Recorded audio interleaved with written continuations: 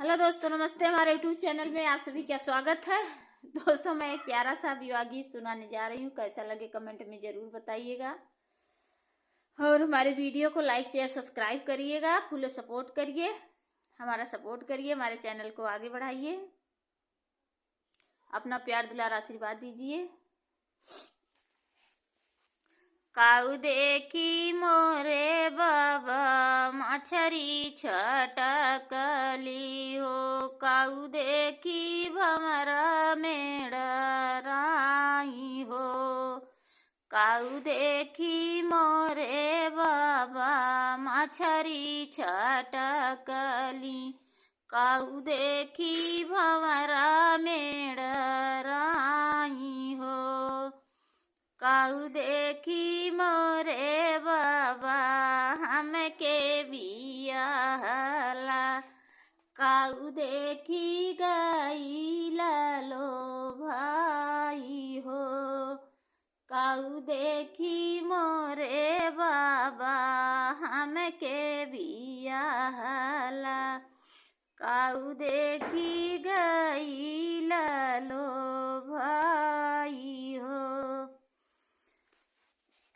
फूल पानी देखी मोरी बेटी मछरी छटकली हो, फूल देखी भंवरा मेड़राई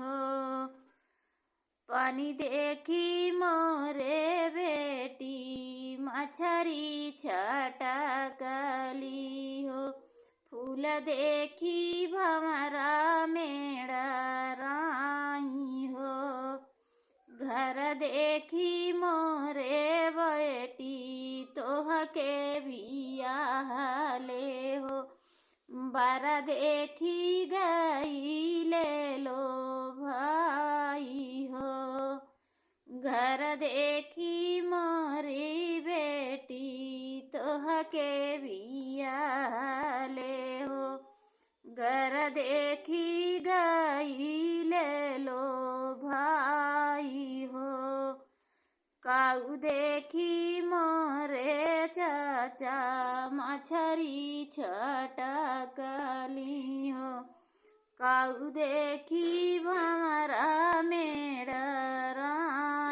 हो, काऊ देखी मोरे चाचा हमके बियाहला, काऊ देखी गईला लो भाई हो,